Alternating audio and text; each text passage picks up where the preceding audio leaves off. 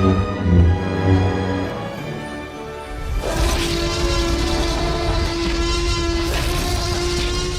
right, everybody, here we are for episode 96 of Now Showing with Mike and Wayne. We have two special guests this week because Wayne is off at Monster Jam World Finals for his job. And so my sister, Carly Kirkpatrick, who's been on the show, is joining me again, along with her husband, Richard Johnson. Both these people are influential into me seeing a lot of movies as a young person, especially probably some that I shouldn't have seen when I was younger. So I appreciate that, and I thank you for that. All right, so we're going to talk British movies mainly because that's my sister's main category of film, British or Nazi film. I decided to go with British instead of Nazi films. I didn't want to depress everybody. Fair. She's weird. She teaches German. Just want to get that out there. It's not. I'm not some Nazi obsessed, crazy person. Exactly. Thank you. We all hate Nazis on this podcast. I just want to say that right now. Fuck Nazis. Fuck Nazis. That's me. One of those things where they say, "Well, you guys never said you were against Nazis. We are against Nazis." All right. So my first British film, I feel like, is one that's not really talked about very much. It's from 2004. It stars Paddy Considine, which a lot of people may know him from the Simon Pegg, Edgar Wright films. He was in Hot Fuzz as one of the mustachioed police officers, and he was also one of his friends in At World's End. And he's been in plenty of other films. It's called Dead Man's Shoes. And he plays a man who returns back to his hometown to avenge the death of his brother. It's a very violent film. Paddy Considine is just kind of delivers this very raw performance of just murder and mayhem, and just can't be stopped. It's one of those films where all the bad guys all the time are like, "Oh, you're gonna regret this," and he never regrets it. It's just that sounds good. I haven't seen it, so I definitely slasher film. What's that? I mean, I don't understand. It sounds like a slasher film, but it's not really, is it? No, it's not. No, you can understand why I like it so much. It's similar in style. I would say it's like an R-rated, Walking Tall kind of, where the town is kind of shitty and no one's really doing anything, and so he feels like it's his job. I believe he's former military to avenge the death of his brother. So like you said, Walking Tall, except there's no rock, or kind of like Rambo, which I think Walking Tall is a ripoff of. Yeah, well, yeah, exactly. When First Blood, any of those type of movies where you have a guy that just kind of, doesn't care about the repercussions and gets a lot of revenge. I really like this movie. A buddy of mine had just actually texted me about it a couple weeks ago, or IM'd me about it, and was like, "Hey, do you remember this movie?" And I'm like, "Holy shit, man! I forgot about not forgot about it, but I just haven't seen it in a long time." And I figured you guys probably hadn't seen it, so definitely, I think you should check it out here. The story details the return of Richard to his hometown of Matlick, Derbyshire, in the Peak District, England. After serving as a paratrooper in the British Army, Richard and his younger, mentally impaired brother Anthony camp at an abandoned farm near the town. Flashbacks reveal Anthony is abused by a group of drug dealers in town. Richard vows to take revenge. Or just abuse. I thought it's been a long time. So anyway, it's to avenge his brother. So I don't want to give the whole plot away. Talking about revenge, so I do like that. He's got my name, and he's getting back at people. I enjoyed that, actually. Yes, and Paddy Considine, I think, is a really interesting actor, and he has given a lot of good performances. It also has Toby Kebbell in it, who I think he plays his brother. Toby Kebbell, everyone remember, or not everybody, but he was in Rock and Rolla. He's very famous now for being, he's the new CGI guy. He does Kong, the King Kong in the Godzilla movies. He did Kubo, I think it was his name, in the or Koba in the newest Planet of the Apes movies and stuff. So he's he learned from Andy Serkis, and then he kind of took over that. But he appears in movies too and stuff. So he was the brother in that one. No one else is really in it, but it's a really good movie. Carly, have you heard of this movie at all or no? What's the title again? Dead Man's Shoes.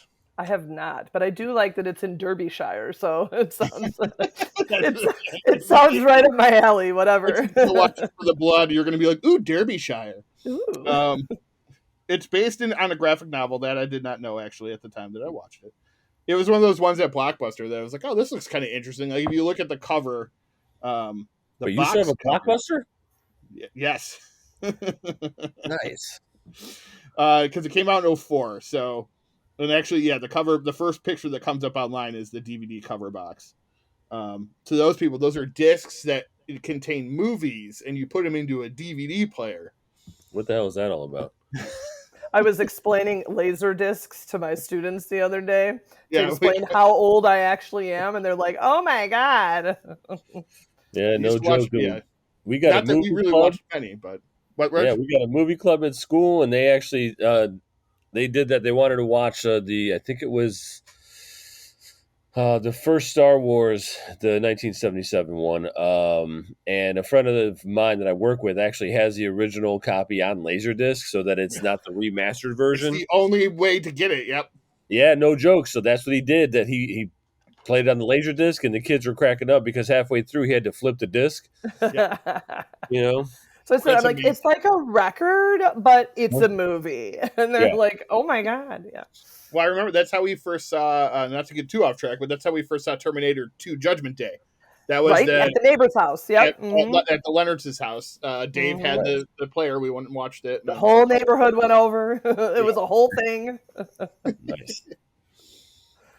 All right. So, I'm going to look up to see if you could watch that movie anywhere. But Carly, what is your first movie that you wanted to talk about? There are so many. I don't want to take Richards, so hopefully I'm not taking Richards. But I bet you won't. Okay. All right. So I'm going to go with, and now we argued yesterday over whether this was a British movie or not. And as a Scottish ancestral person, I would argue that fuck them, but whatever. 1996's Trainspotting was probably one of the most influential movies for most of us, I think, at that time. I had just graduated high school.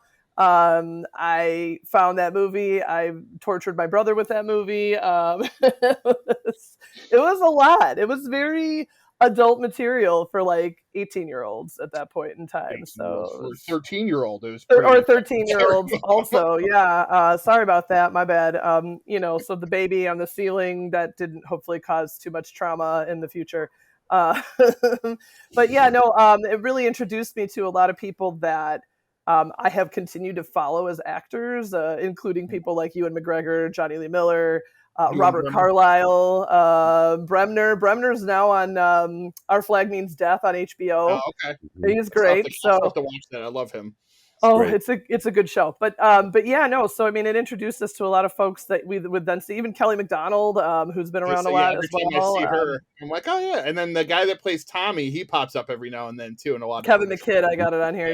Yeah. So that was a really sort of an impactful movie in terms of just sort of our age group, I think, at the time, and even though the setting's really like the late 80s, I think. I don't think it's really, I don't think it's really set during our time, but it was really kind of an eye-opening, fascinating film. And, my favorite thing was Choose Life, and then they talk about all the stuff in the beginning, how they roll the credits and he's running and all that kind of stuff. So it's, no, I don't know. That was probably, I would say probably the first like British movie. I'm sure I watched other ones before that, but I don't really remember them as much as I remember that. And then, too, being like an American kid, like you sit over here and like the main international stuff we have access to, especially in the 90s and 80s and 90s and stuff, was England, British stuff, right? Yeah. So it didn't have to be translated. It could easily just be shipped back and forth. They would make it for the U.S. market, so it was one of those things where that was like the international stuff we got at the time, so yeah.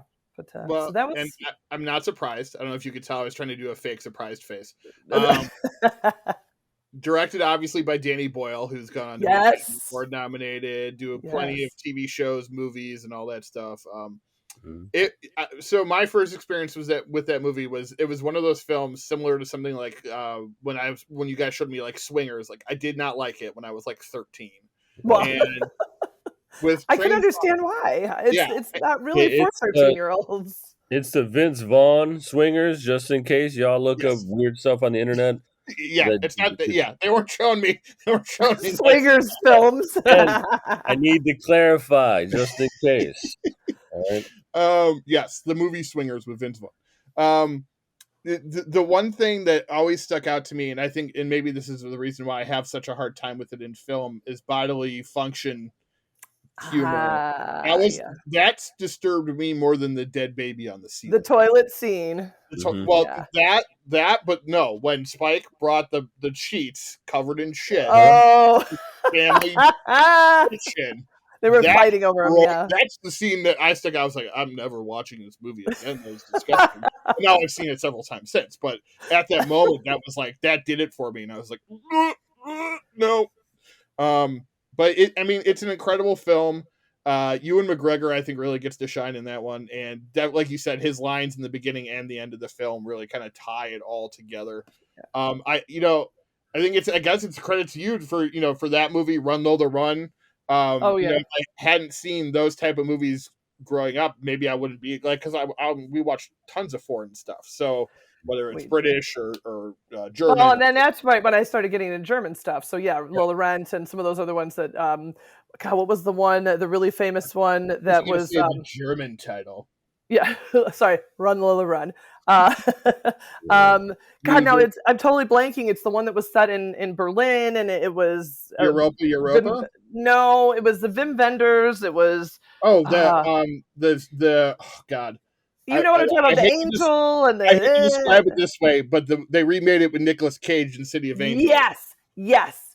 Wings of Desire. Wings of Desire, and that film was really. And that was another one. Like, I never would have thought to watch that movie, and I think I watched it with you because you wanted to watch it for German or whatever, right? And it's an incredible film. I mean, Well, we joked about it because, like, I was telling the kids too. I'm like, back when I was starting to pick up German, like, your only option were like the 3 German DVD or videos, whatever, at Blockbuster. So I saw whatever they had, and I watched it multiple times because we're like, I want to watch it again because that's the only German I can get a hold of. So, and Run Lola Run became like an international hit. And that one did go. Wings of Desire was like considered to be like a classic from like it was the 80s it came out, I believe. Yeah.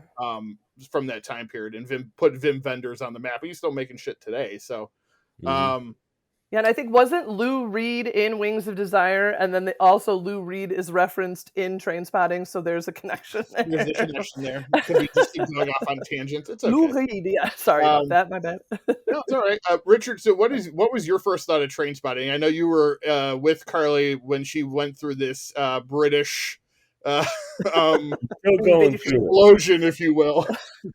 Still watching all that British shit.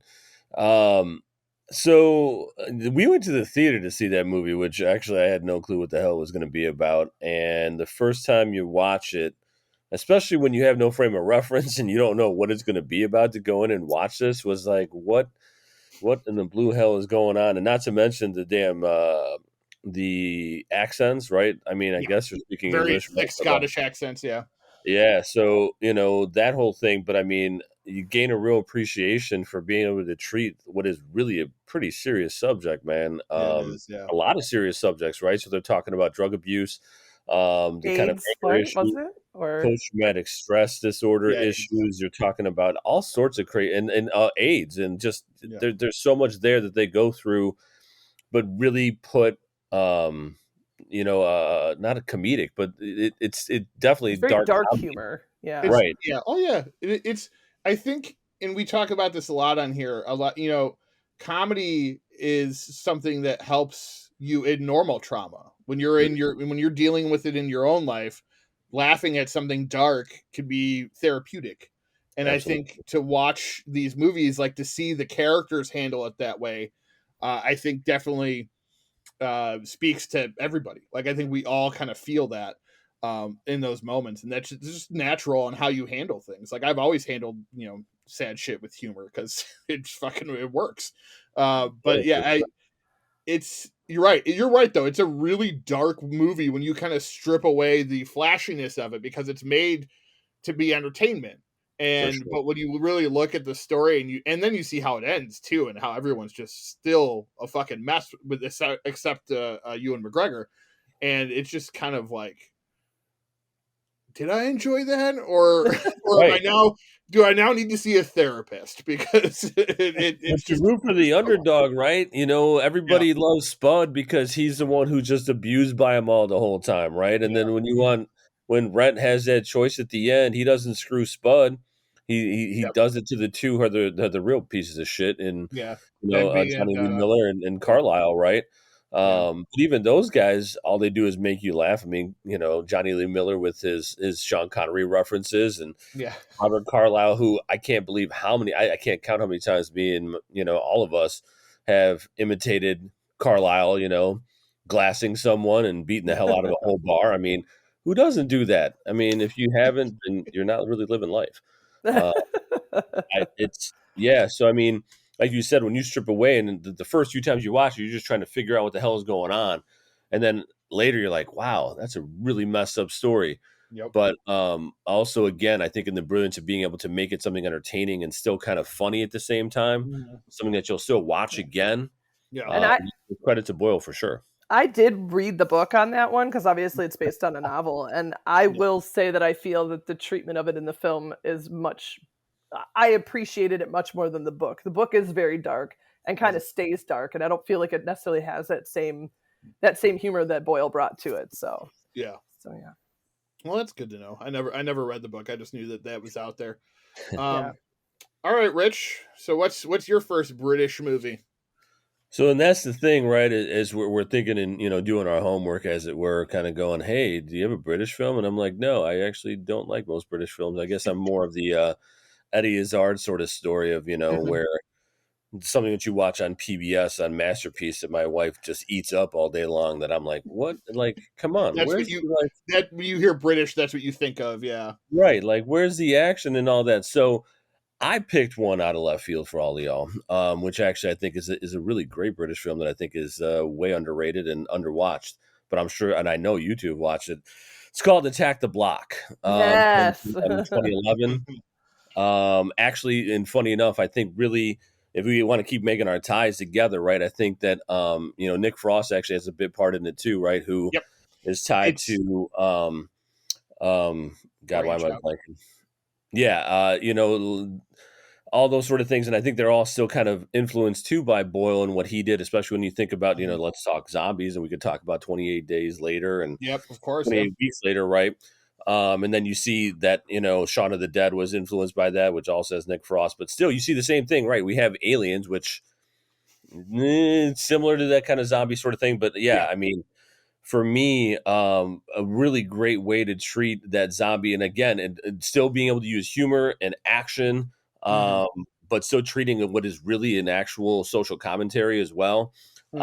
On, I guess for me, it's on nativism and this idea too of immigration and dealing with that kind of issue. I think classism too. Yeah, for Yeah, sure. Because probably it's classism is the big one for yeah. sure. I mean, and just the fact that you have it starts with the white girl walking down the street feeling fearful because there's a couple of black hoodlums around. Mhm. Not just black, a mixture of white, brown as well in that group of kids. Um, so it really sets up like a different movie. So I want to Right. like talk to somebody who's seen this movie not knowing what it was about, and because it Mhm. really kind of sets up a little weird, and then all of a sudden a big alien ball falls out of the sky. Yeah. Exactly, but again, it's that idea, right, of like the immigration that just explodes, that comes out of nowhere that Right. people don't know how to deal with, True. right? Yeah. But I think there is this discriminatory sort of aspect of the whole thing, right? Because even the idea of the hoodlum teenagers, right, who Hmm. then have to end up joining forces with some of the older the main character, the nurse, who's a little bit older, and Yep. again, she's got a family, so we're still having generational differences as well, right? So, and a young John Boyega before he was Yep. Star Wars famous, right? For as anybody. Tom Yeah. Holland. Yeah, I mean that one for me, I don't know if it's quintessential British, but for me, it's still ridiculously enjoyable. And it took me a while to finally give it a shot because it's British and all. My wife, I'll give her credit, was like, "No, you gotta watch it. You gotta watch it." I We told I finally you think did. because you told me to watch Yeah. it. Oh That's yeah. why. I So told you guys years ago that like as soon as I saw that back when it came out in 2011, Mhm. and I right away I was like, I love this fucking movie. It has, again, when you have like a horror sci-fi movie, but you can make people feel emotion, like Mhm. that's something special, because I'll watch, a Friday the 13th movie to see someone get hacked to pieces just because it's fun for me to watch that. But Yeah. like, if they ever made a Friday the 13th movie that actually made me give a shit about the characters, that would be another level. And that's where you get a movie like Attack the Block, similar to something like Shaun of the Dead. And Joe Cornish, I think he was friends with Edgar Wright. It didn't really look like he worked with him, but that's how they kind of all know each other. Yeah. And that's where this movie he wanted to work on. He helped write Ant-Man with him, even though they didn't end up working on Ant-Man. But they were writing that together. I'm saying I feel like there's some crossover between a lot of that, right? I was gonna stealing ideas from one another. Well, I was going to say, like, I feel like anytime, like, it's always the running joke, like, with Simon Pegg, that he's like, I am the only British actor that was not in Harry Potter. Like, they're, like, basically I feel like every British actor, movie director, whatever, like, they all, it's all, like, it's not even 6 degrees of Kevin Bacon, it's like, 2 degrees of John Boyega, because they all know each other. It's such a small place. Like, we think of like, oh, England's a big place. What do they have? Like 50, 60 million people. It's like a slightly larger than California, and that's the whole country. But they're producing, content at a rate that, most countries their size are not capable of doing. But they're also limited on the actors. So I think that's what I find so interesting too about when we talk about British movies. Like, we talk about Trainspotting. Ever since Trainspotting, I've pretty much watched everything that Ewan McGregor has done. I've pretty much watched everything that Danny Boyle has done. Like, you know what I mean? Like, and Robert Carlyle and things like that. Like, if I hear their names associated with something, I'm going to go see it.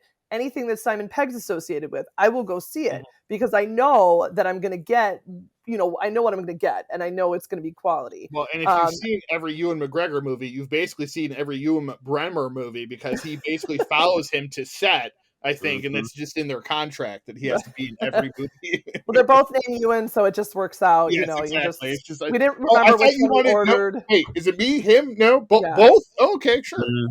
But and it's funny too, because even watching, like, so as my husband mentions, I also watch all like the Downton Abbey, and then now Sanditon, and like all these different shows that PBS related.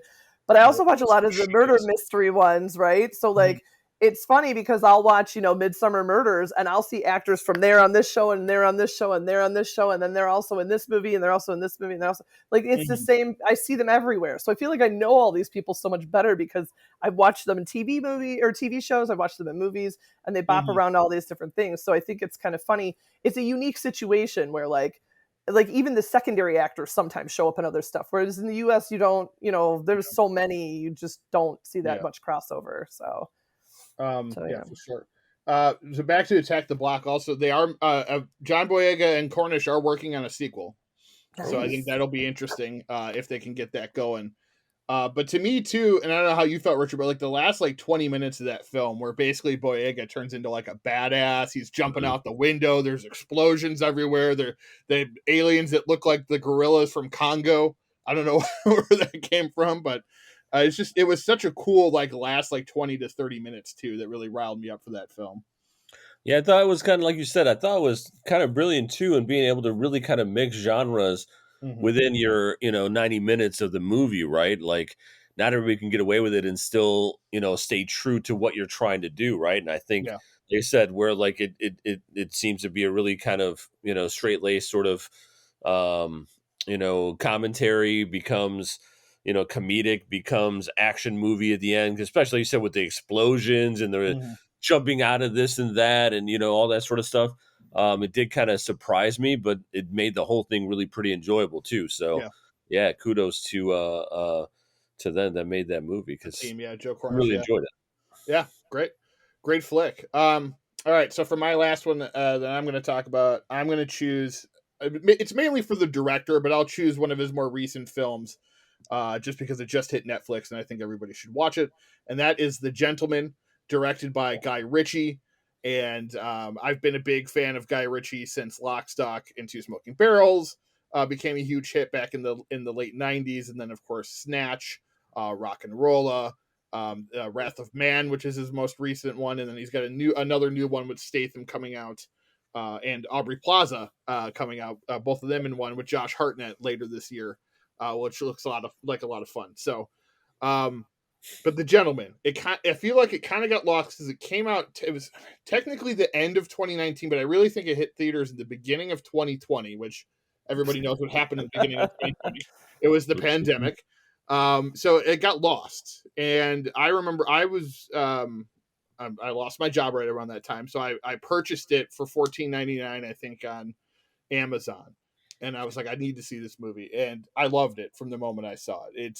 It's got an amazing cast, which is, typical to Guy Ritchie. It's a return to form for him for his mobster type films. It does a good job of bringing in a huge American actor. Like you had Brad Pitt and Benicio del Toro in Snatch. In this one, you get Matthew McConaughey as like the big bad drug dealer, who's also kind of like not the hero of the film, but the star of the film, essentially, even though Charlie Hunnam is really like your main character. But McConaughey looms large over the film because he is the boss. So McConaughey, Hunnam, Michelle Dockery, which I know Carly knows because she's in everything British. Jeremy Strong, who plays an American, as he is an American. Colin Farrell gives a fantastic performance. Henry Golding from Crazy Rich Asians. Hugh Grant, who is going to be, I think he's in the next one as well. So him and Guy Ritchie never worked together until this movie, and now they're doing 2 movies in a row. Eddie Marsan as well, who is a pretty big British actor.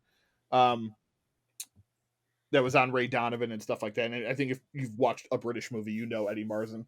I think he was in the last of the Cornetto trilogy, At the World's End, wasn't he? Yes, in he it? was. Yes, he was. Yeah, he was. I think he was. He was the quiet one. He's like really quiet and kind of yeah. nerdy. I think yeah. That sounds about right. Yeah. He was also in Deadpool 2 as the mutant doctor that right. Not he's a mutant, but the doctor that made them or whatever. Yeah. Fire starter, not whatever the fuck his name is. I forget his name. But yeah, so he's been around for a while. I don't want to really give like the plot away. It's basically like, McConaughey is a drug dealer and someone's pushing in on his turf and they got to fight back. They try to assassinate him.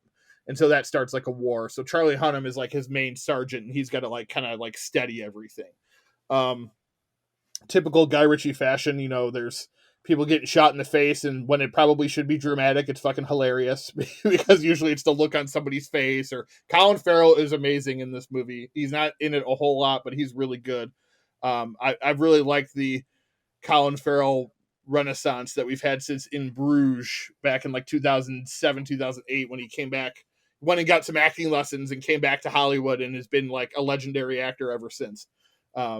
And it shows in almost anything he does. If you guys have seen the Batman, he's, great as the Penguin and stuff like that. But yeah, so this movie just follows these cast of characters as they, they just go through this shit thing. Very similar to Snatch, I think. But it is on Netflix right now. Have you guys had a chance to watch it? I know I recommended it to you guys, Rich. I don't know if you had seen it or not yet. No, I funny enough, I was telling one of my buddies I work with about, that the recommendation and so forth. He's like, oh no, you got to watch it. So then he sends me a YouTube video of all of Coach's scenes, which would be Colin Farrell's character in there. And it definitely made me go, oh man, I really have to watch this. He's great because he plays like Carly, like a youth coach. Like he's trying to help these kids in the neighborhood, but he's also kind of like a hitman. So he does like he balances between the both. It's a really great performance from him and really funny too. Nice.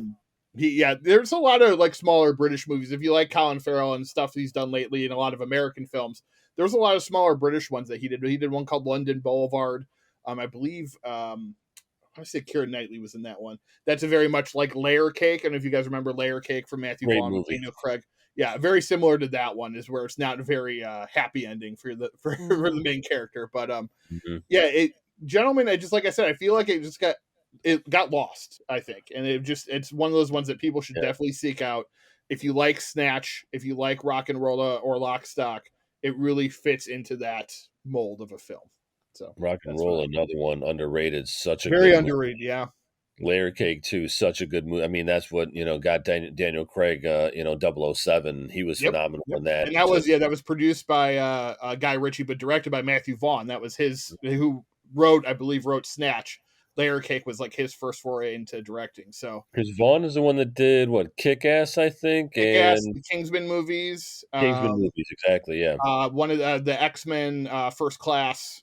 Oh, that's right. So He did one yeah, of the movies too. he's branched off into a nice career off of Layer Cake, which is again another great British movie. If no one's seen it, it's been a while since that I've seen that one, but it's a really good one.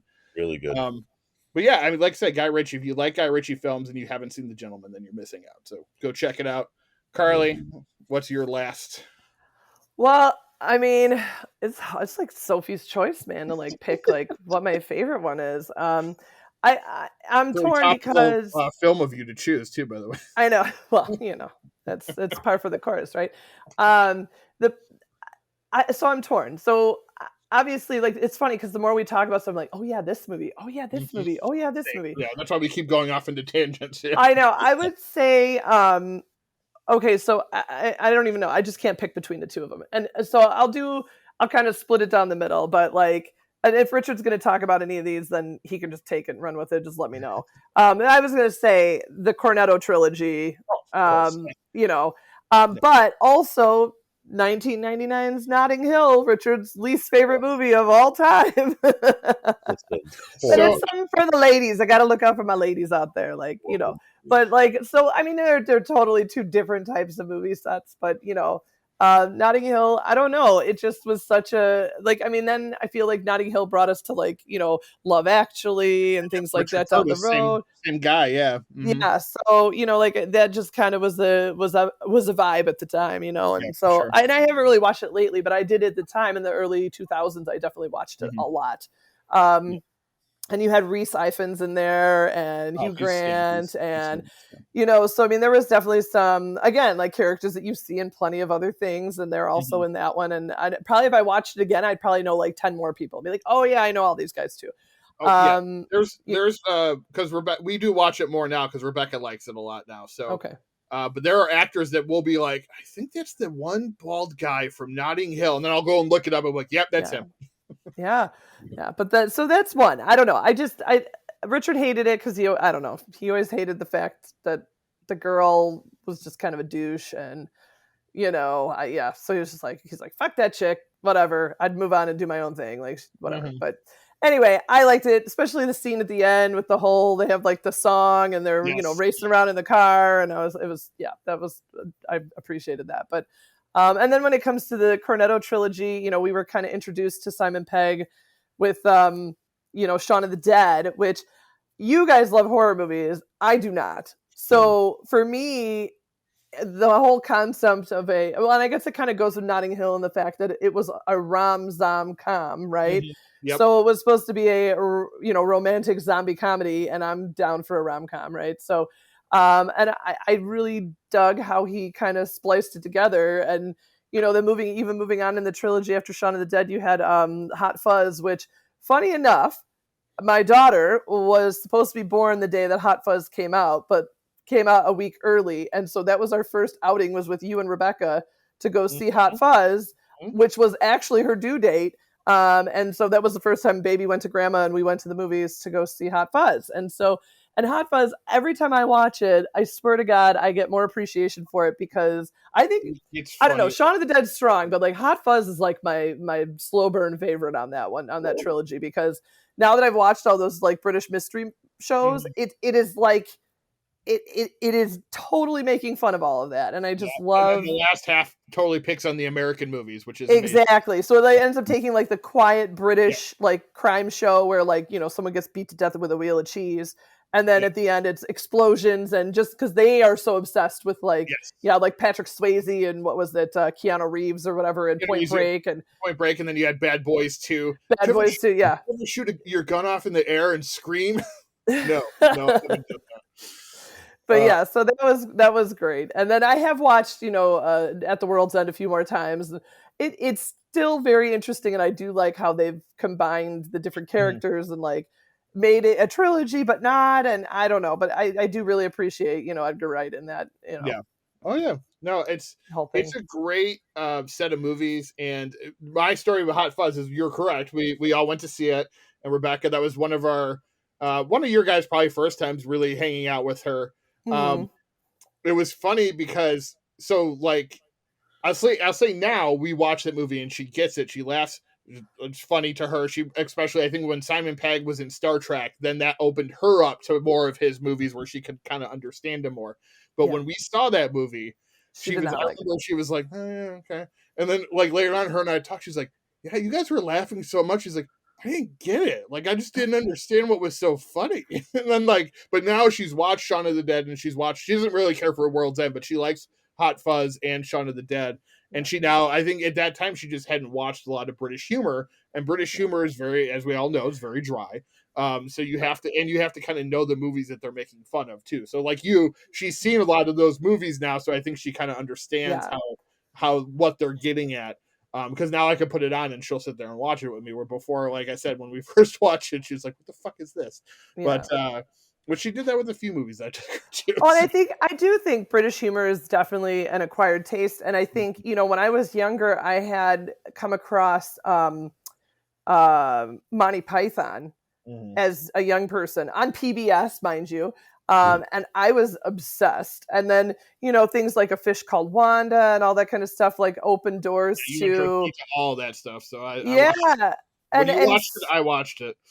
Right. So it was just one of those things, like I always appreciate it. And I think maybe just because it's our family, like we are kind of dry humor people. We like bathe in sarcasm on a daily basis. So like, so it was good. Richard fit in well with that when he joined us because that's like our language. That's our love language. Sarcasm is our love language. And so, so dry humor is definitely, something that we have a strong appreciation for. And so, that just, those early days of, John Cleese and all those things that I would watch. And then I just kind of moved on. And I just would seek more movies that included people like that. And that kind of humor just always has got to me. And so that's why like not all the movies that we talked about. I mean, even if you watch like Bond and like stuff like that, like there's always that bit of dry humor in there that makes that so much more accessible. Now, obviously we'll argue on the other end that things like Downton does have some of that dry humor, but some of those other shows I watch don't necessarily do it. And I, whatever. But yeah, for the most part, any movie you watch that's British, I feel like there's always some nugget of dry humor in there that you're going to get out of it. And I haven't watched all of it, but like Bridgerton, a lot of dry humor in there. Oh, yeah. Well, and Bridgerton, I think, is written by an American. So I don't know if that's it's produced by Shonda Rhimes. So, right. So it's Right. So they speak that British talk, but I don't know if they're really vibing the true, the true feels over there. Yes. Yeah, there's just so many movies too when we talk. And I should bring up there are a thing called period pieces. My wife loves those. She's obviously not here to talk about them, but she loves Pride and Prejudice and just any of them. We'll pass by Netflix. Like, I didn't see this one before. It'll be like from 10 years ago. She just watched Bright Star with what's her name, Abby Cornish, and the guy who plays the new Q in the Bond movies. The skinny British guy. Oh, something Wishna, Ben Wishna, Ben Whishaw. That's right. Yeah. Bright Star, which is now she's watched it like 3 times, and she just saw it like the first time like a month ago. So like she really digs those type of period pieces and stuff like that. Richard, what is your final British film before we get into our next segment here? So, well, I'll just say before I get to mine, yeah, I mean, when you're talking about the Cornetto trilogy, I mean, Shaun of the Dead is, already in like my top 100 of all time for sure. But like I'll say, with Hot Fuzz, man, I'll tell you, I think that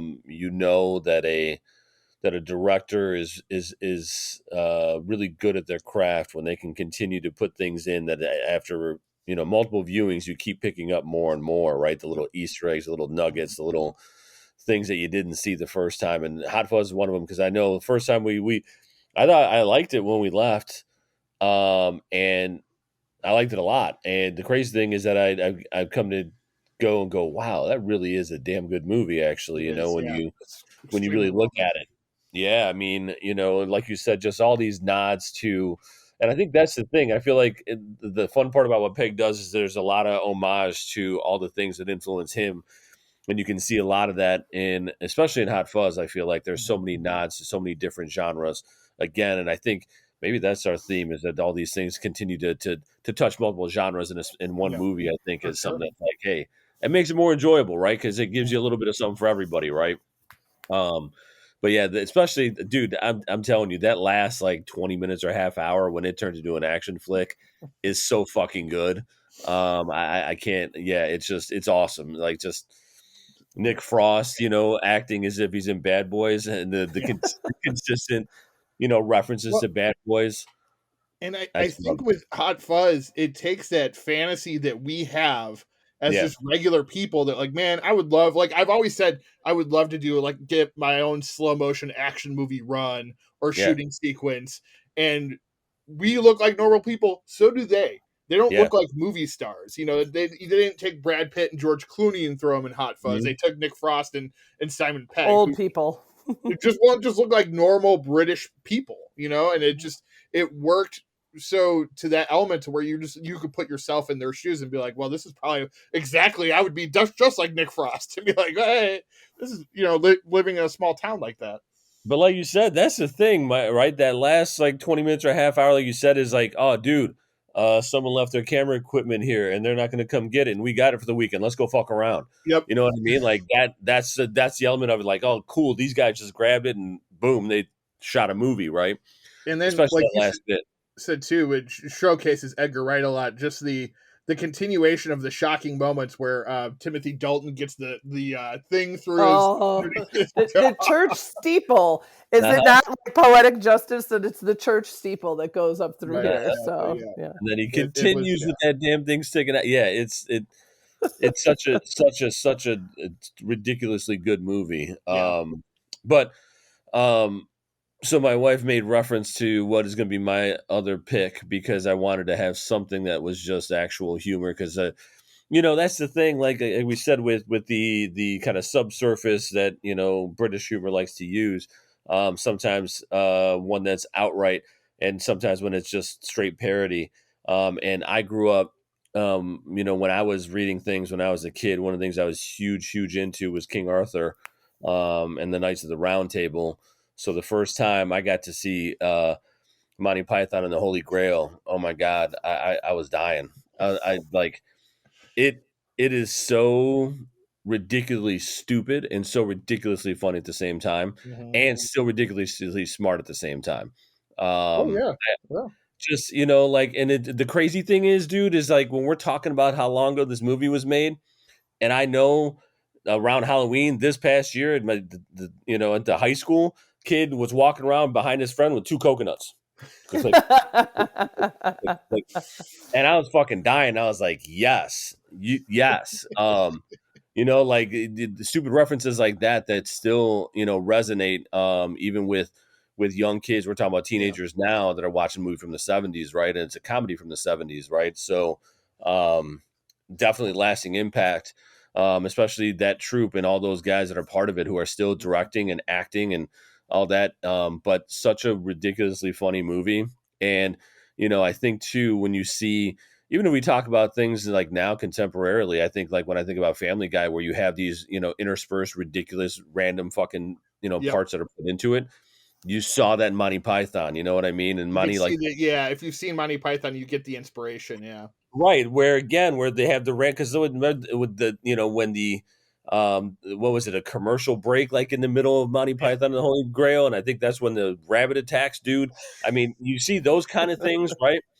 Like I said, so for me, like when you start seeing that kind of stuff happen now, in things like Family Guy and some of these other ones that just like to throw in random stuff, I think you look at that throwback of them, not to mention all their other work as well. If you're going to talk Yeah. Life of Brian and a Oh bunch my of other god, I things love too, I right? I Life of Brian to me. I mean, Holy Grail is probably the better movie, but Life of Brian, just that final sequence where they're singing on the crosses, like that I start singing that song with that in mind, Uh huh. um, all the time, and like most people don't understand why I do it, but it's oh my god, I love that moment. Just I'm always telling look on the bright side of life. Do do do. Doo-doo, Do. you. doo-doo, doo-doo, doo-doo. Well, and then funny enough, when you're talking about that again, so tied even together. And I didn't even think about this, but when they the bring out your dead sort of part that happens there, right? And weird. So Ani and I were just watching. My daughter, we were just watching. an episode of Creep Show, and it was supposed to be set in the future, Mhm. and it was about people had turned into zombies and that sort of thing, and what they would do to kill them was to cut off their heads. So then they had garbage men coming around going, "Bring out your heads, bring out your heads." And I was cracking up, and Ani didn't get it because, Yeah. well, I don't think she remembered, the reference She's to seen it, but yeah. She saw Holy Grail, but I don't know if she got the reference. But I was cracking up when they did that. So again, even you're still seeing it in so many different genres and different mediums. If we're talking TV shows versus movies and so forth, but just an absolute classic, funny all the way through. Yeah. Whole damn thing. It's hilarious. Yeah. Such a great British movie. It has some Jaws type history to it as well. The only reason that they use coconuts is because they couldn't afford to get horses. I believe it. It's the only reason. There was no other, and they're like, well, shit, let's just fucking do coconuts and we'll pretend that we're on horses. And it's like one of the funniest, like you said, people are doing that as Halloween costumes. It's fucking hilarious, but it was an accident. And like, it's, to relate it to Jaws, like Jaws is scarier because the shark broke. It wasn't there. You know what I mean? Like, it wasn't on purpose. It was, they had no other thing to do. So they're just like, fuck it, we're going to do this. And just the fact that in the 70s, you had that mentality. I mean, if you think about something like Jaws or Holy Grail, like, while those weren't like $70 million movies, they weren't cheap. So the fact that you had innovative people behind those, that a movie that had some money to it, that were still like, well, fuck it, we're just going to shoestring this together and we're going to call it a day. And there's still two films that we're talking about to this day as being like, just, all on their own in their own category, really. But Holy Grail, right? Thing is just that ingenuity that comes about when it's the necessity is a mother of invention, right? And sometimes that ingenuity works out just perfectly, and especially like you said with Jaws, I know. And part of the reason why Jaws is so scary too is that you don't see the damn shark every 2 seconds. That it's not a CGI one like it is nowadays, right? Yeah. And I think that creates even more dread. I mean, if you can go back to Hitchcock and not having actual blood, right? And you see Psycho, and it's the anticipation, it's the music, it's everything else that makes it so good.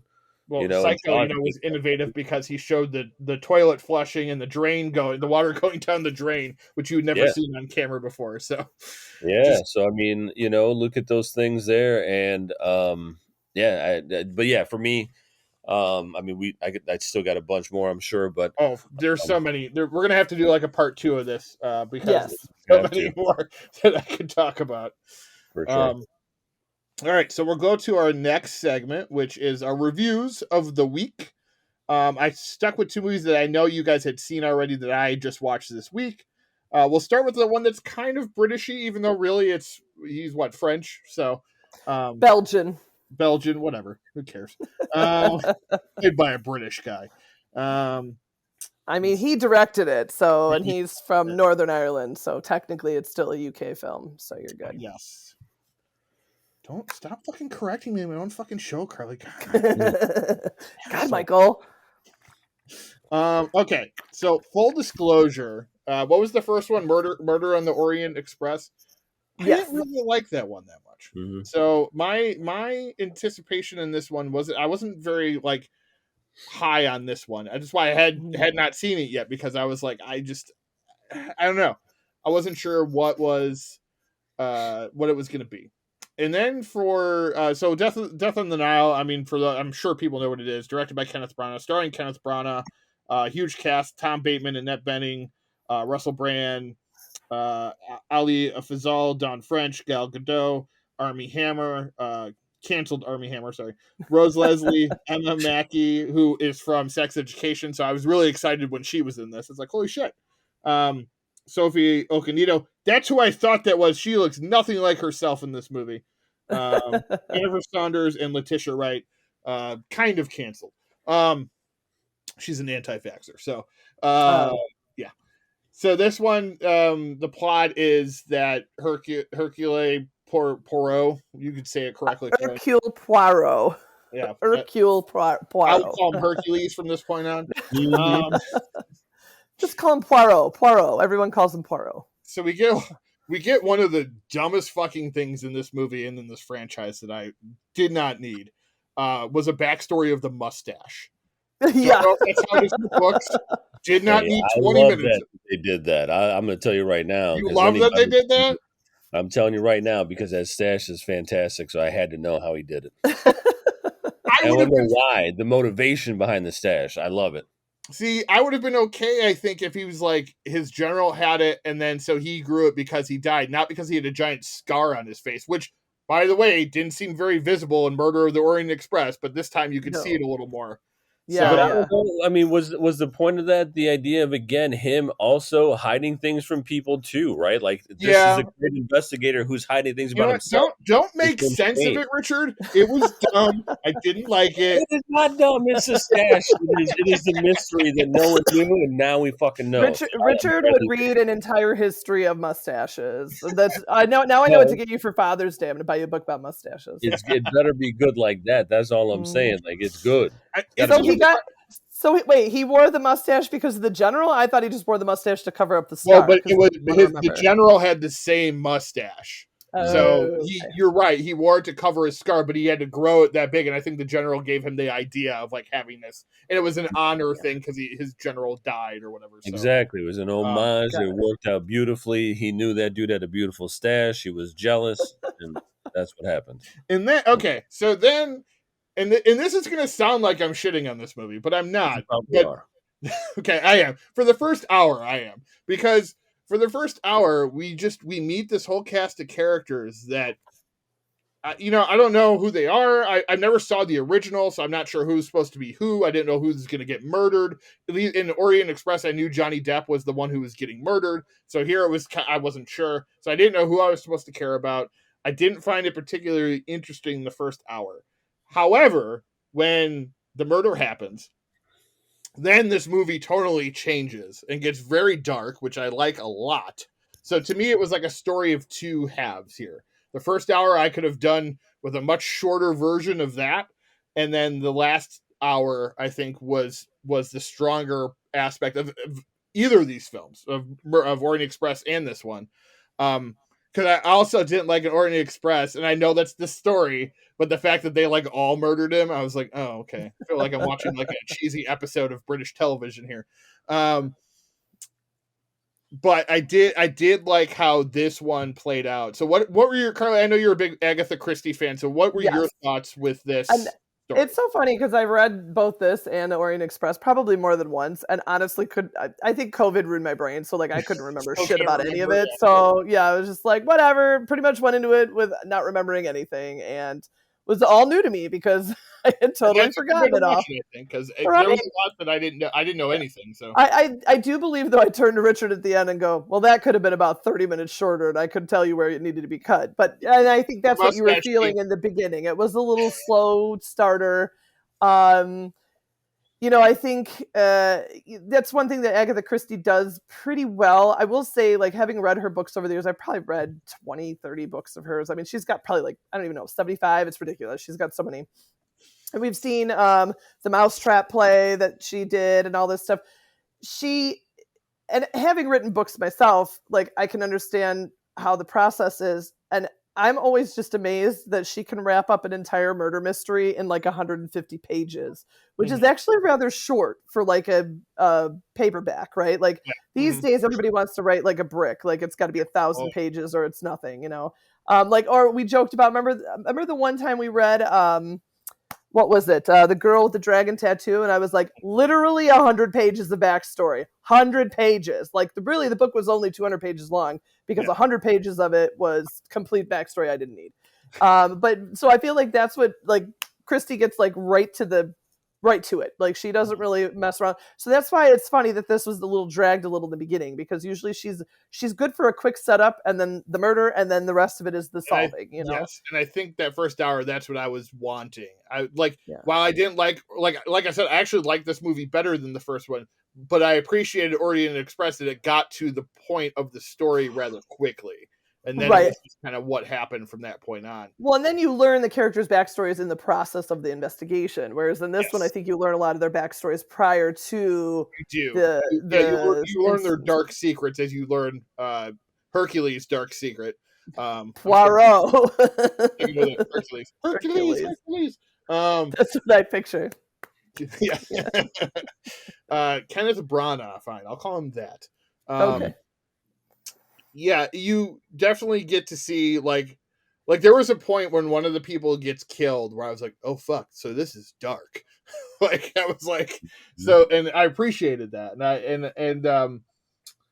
I agree. Like you said, it could have been shorter for sure, but it's one of those things that um the last half worked for me. And if you can make a strong second half to a movie, a lot of times I can forgive the first half a little bit.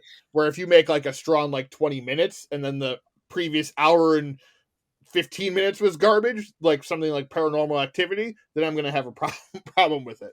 But so this movie particularly, I just I dug how it unraveled at the end. I think Yes. it's funny too that like people kind of like look down upon it something like a Law and Order episode, but that's exactly how these movies unfold. It's Yeah. like you have the people that you think did it early on, and The then red you herrings. start to slowly kind of peel it away throughout. Now Law and Order has to do it in 45 minutes, so it may seem quicker in that kind of a scenario. But Rebecca and I was the joke of SVU. Whenever you see them arrest somebody in the first 5 minutes, you know that person had nothing to do with it because you've got another 40 minutes of the episode to go. Yeah. So in this one, it you know that they're going to slowly kind of peel everything away. And I liked the aspect too that there were other crimes being committed while the murders were being committed. I thought that was a really clever way. Spoiler to anybody that hasn't seen it, but it's been out for a little while already. And I guess the book is like very old, so from like the 30s. So if you haven't caught it by now, yeah, I won't say who dies, but who the one that sets it off is, because that to me was a good shock. I was like, oh shit, so they're gone now. But yeah, so I mean, Richard, what were your thoughts on it? I know you love the mustache, obviously. Did it all fall apart after the mustache, or did you like the rest of it? So the mustache kept me interested for that first hour. Thank God You were for like, that. what does he put I'm in just it? here for the What kind of creams mustache. does he use? That's it. I mean, that and Gal Gadot. I mean, easy to look at, I guess. But no, and actually, and I think she was. I hate to say, kind of wasted in this because I feel like she didn't really get to do. I don't know. It was very, I don't know, damsel in distress more so than anything else with her. So, and I think she's a good actress. But yeah, I mean, really though, I have to echo the same sentiments you guys have. That first hour, the thing that drives me nuts about that is if you're going to do backstories, then I need to have something to really grab onto that I either like or don't like about characters. Right, exactly. And I just didn't feel like there was much there. It was just they gave the resumes of all these fucking people and then went on. You know what I mean? It just didn't really stick with me so much. But I will say too that fucking Russell Brand, I had no clue that was him. I didn't even know he was in it. Shocked. I didn't know, and it's funny because we're in the movie and my wife I think that's Russell Brand. And I was like, wait, you mean like that, get him to the Greek guy or whatever? Like the British Joe Rogan? That guy? Yeah, that guy, that idiot. And I was like, really? That's it? And I guess it was him. So, and actually he's pretty good at it. But either way, the first hour for me just was a little, I mean, it's slow and that's fine. You kind of expect it to be a slow burn sort of thing. But it didn't grab me the way I would have liked. It kept, I guess, a pretty even pace. So I guess, I think that's the way Branagh does things too. Yes. But I think overall I did find it enjoyable. I liked it. I think I liked it more than Orient Express actually, but I did for sure. Yeah. Yeah. I think it was definitely a better finish than Orient Express. Except like I said, the cheesy. There's a lot more surprises at the end of this one that I think Orient Express, sure. like you said, there was that one like where everyone's like, well, we all did it. And you're like, well, that's dissatisfying. Like, what the fuck? I think it was like an SNL skit or something where someone where people lined up and they stabbed somebody all in a row. That's how I felt Orient Express was. Yeah. Well, and then you choked him, you stabbed him, you shot him, you poisoned him. I'm like, Jesus Christ, guys. Like, yeah. I thought it was going to be like some Holy Grail shit and like he was still going to live after all that too. Exactly. And here's the biggest surprise. Come on out. Yeah. That's the shock. He would have still lived after getting shot and choked and all that shit. I'm really curious to see where they take this next because so Death on the Nile and Orient Express are really like there's maybe one other train related one. I think it's called the 415 to Paddington. But most Agatha Christie mysteries take place in a small town or in like a manor house. I feel like these are like the main places where these things take place. Now, so is Hercules in all of them? No, so she has two major characters that she uses. Hercule Poirot has like his own series of stuff, and actually, if you watch like Acorn or you have BritBox or whatever, there's a whole series of Poirot that you can watch that used to be David Suchet, I think, is the actor. And that's been around for years. And then Miss Marple is the other one. And she's just kind of a dotty old lady who she's pretty bright though. Like I like to do like reading those. There's also some totally unaffiliated ones. And then there's a small grouping of them with this characters called Terrence and Tuppence, I think their names are, and it's a husband and wife team. And I love those ones because it was during like World War I or something it was set, and they were doing espionage stuff. So it's a little different than just murder mystery because there is some spying involved. So those ones I've heard they're going to make a TV show about coming up, but I don't know. I don't remember who was going to have it, but I'm curious to see. I mean, the next biggest story that I think Brana would have to do would probably be And Then There Were None. That's one where it's isolated on an island, I believe. I think it was like a house on an island, and the people are all invited there, and then mystery happens. Interesting. But I think that's a difference, right? Because like all these ones they're sort of removed, and I think that ups the fear factor a little bit because, oh God, we're on this boat on the Nile and like this is happening and like we can't really get off and like we're trapped here with the murderers. And it was kind of the same thing with the Orient Express. They were trapped, wasn't it, by the tunnel or something like that, or the snow. Like and it was a certain period of time that they weren't going to be able to get off the train. So So like I feel like he's picked one so far where he can take the characters out of their daily elements and then put them in like these confined spaces. And I feel like And Then There Were None is probably that was the one that was originally called 10 Little Indians, but for obvious reasons was changed to And Then There Were None. So there are 10 people that are invited to this party. So it's the same one. It's just they updated the title after a few years because they figured it was racist and they were right. So in any case, so I'm curious to see if that's the one they go with or if they pick something else. But like I said, the rest of them are all in manor houses and stuff. So it's going to be a whole different type of setting for, right. They have announced a third one. So they haven't announced when or where or what it's going to be about. But I believe Brana is going to come back and finish the trilogy. So we'll see how that turns out. I mean, he literally could make one a year for the rest of his life, and there would still be more to be made because there's enough Hercule Poirot to choke a horse. Yeah. So choke him with that mustache. Yeah. Him and his little gray cells. They call his little gray cells what he calls his brain. All of a sudden, Richard, I had the Super Troopers mustache ride quote. Hey, I think they would appreciate Hercule Poirot in that situation. So he would give an excellent mustache ride, I believe. Absolutely. I did not just say that. Sorry. You did just say that. That's going to be on the internet forever. I am never going to be able to run for office now. So, which is fine. I have no interest. So. All right. So we usually do a rating. What would you give it out of 10, Carly, for this one?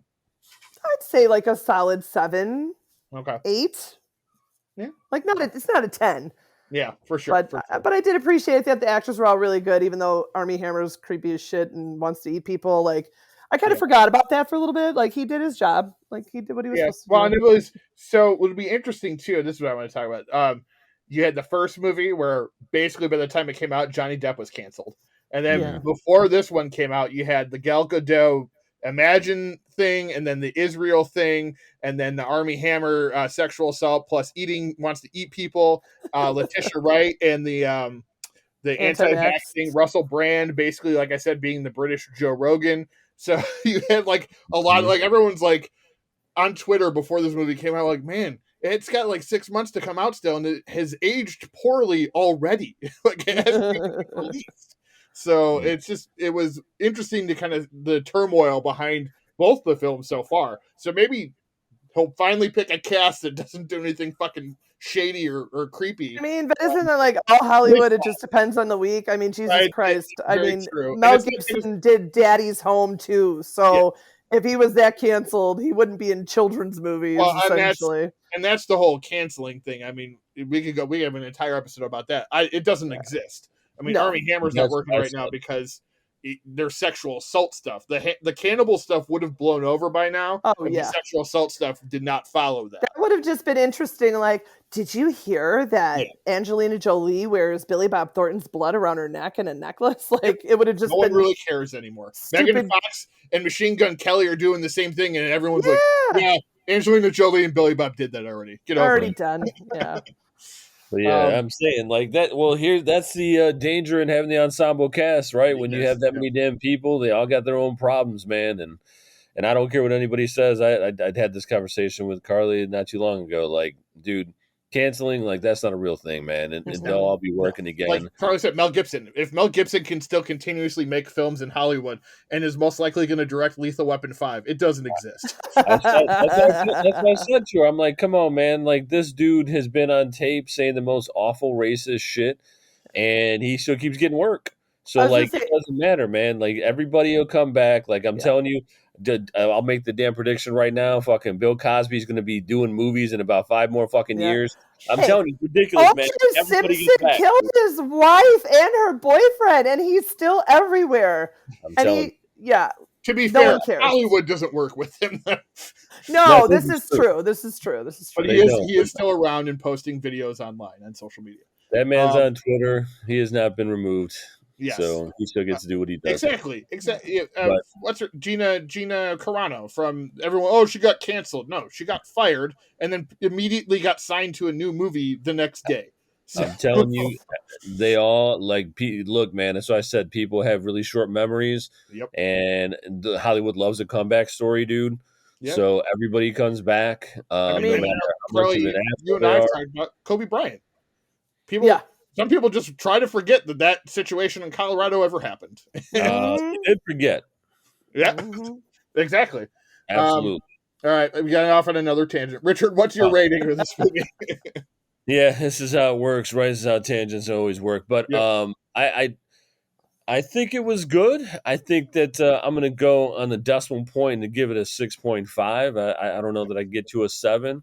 So they're getting a D. Sorry, they don't get that C. It's not average. Well, maybe I go to a 7. I don't know, but it. Like I said, I think that some of the acting was a little bit wasted in certain points. Yeah, agreed. I think that again, like you slowed down without giving real story. But I think the ending was satisfying. I thought that some of the surprises and so forth were done well. I guess it is kind of a longer version of SVU.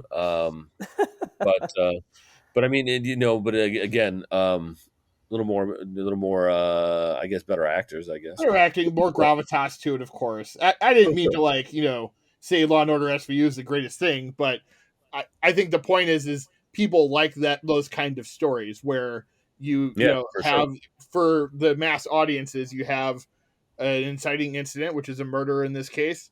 And then by the end of the movie, we know who it is. I don't need that all the time, but a lot of the general audiences need everything to be wrapped up nicely. So that, that's why those Law and Order shows exist. Every once in a while, you get one where they don't solve the crime or someone gets away, and then you'll go online and people are like, what the fuck was that? And it's like, well, that's life. That's how it is sometimes. Yeah, but I mean, I think it's not lost on me either that they're doing these movies again after whatever they're written in the 1930s, and they're doing them now because true crime is a big deal, right? Mm-hmm. So maybe it's not true crime, but still in that same idea. I guess mystery never really went out of style, but I think it's big again. Yeah, to that point, that people like those kind of mysteries. They like seeing that sort of thing. I mean, we watched 2020 last night because it's still interesting stories. Forget about it, right? I mean, the truth is always way stranger than fiction, but still, people want to be entertained for a couple hours. And I think as a murder mystery, it does its job. It's good. It wasn't, I think you wouldn't be upset if you spent 2 hours watching it. It's good. It's a good movie. Yeah, it's I agree with you, Richard. I 6.5 out of 10. I could go to 7 probably if I felt like it, but It's a solid flick. It's not great, but I had a good time with it for the most part. Like I said, the last hour of it I really liked. Um, it is available on Hulu, HBO Max, and Disney Plus. I believe it's all three I places. think you're right. Because it's Random. PG-13, so it can still be on Disney Plus without them having to censor it or whatever. All right. So our next movie just hit Paramount Plus. It was in theaters. You guys saw it in theaters. It's called The Lost City. It stars Sandra Bullock, Channing Tatum, Daniel Radcliffe, Mr. British Man himself, and of course the extended cameo of Mr. Brad Pitt. Directed by Adam Nee and Aaron Nee. And Are they the knights that go knee or yeah. what? Like, what the I'm fuck sure is they that get name? that joke all the time. Oh my Speaking God. of like mysteries, though, originally how people like that's exactly this is another like an action adventure mystery. It I would say it fits into Death of a Nile kind of. It's got that same type. It hits a lot of the same beats, but it's funny. Obviously, it's a comedy. But it does. A lot of people compared it to The Mummy when it came out. It has a lot of those type of mummy vibes to it, where they're really focused on the humor and the action aspect of this film. Loretta Sage is an author who writes romance adventure novels centered around fictional heroine Dr. Angela Lovemore and her love interest Dash McMahon, who is portrayed by cover model Alan Caprison, which is played by Channing Tatum, and then the Loretta Sage is played by Sandra Bullock. And so it starts off where she's like trying to finish her book, and then she like I love the aspect of it though, where she's like, it's a fucking romance novel, and she just ends it. Like everyone's like, okay, and it sells a million, whatever. No one cares, and all anyone really cares about is how hot Channing Tatum's Alan is. They want him to take his shirt off. That's why he's on the book tour with her. And then the inciting incident, and this one happens very quickly, unlike the last movie we talked about. After her book tour, she gets into an Uber or a ride share, whatever it's supposed to be, her car or limo, and she gets kidnapped by Daniel Radcliffe's British villain. Oh God, I gotta. Is it Ashley? Is that his name? Or Oh God, I'm gonna have to look it up now. Hold on. I have it right here. Hold on. Abigail. That's right. I've just watched Evil Dead, so that's where I went with Ashley. Oh, okay. Ash, yeah. Yeah, Abigail, and his brother's name is Leslie. Very funny introduction to Daniel Radcliffe. He gets to play a British character, which is good for him. I like him in his American movies. I don't necessarily like his American accent that much, but I prefer British Daniel Radcliffe. And he basically tells her that the thing that she wrote about is real, and that he wants to find it. It's the Crown of Fire. And they go, so he kidnaps her, and then that's where Alan and her agent and her agent's assistant hire the trainer, Jack Trainer, to go. And I love that whole bit too. But oh God, yeah. His name actually is Jack Trainer. Which is Brad Pitt. And then, so there's this big, rescue moment. He's the guy that, like, the book, the kind of person the book would be based on, that type of thing. He's got the long flowing hair, and he kicks ass. He beats the shit out of everybody in like 5 seconds. So he's like MacGyver. He's seriously like a hot MacGyver. Yes, like, exactly. Without the mullet. Are you saying Richard Dean Anderson is not attractive, Carly? No.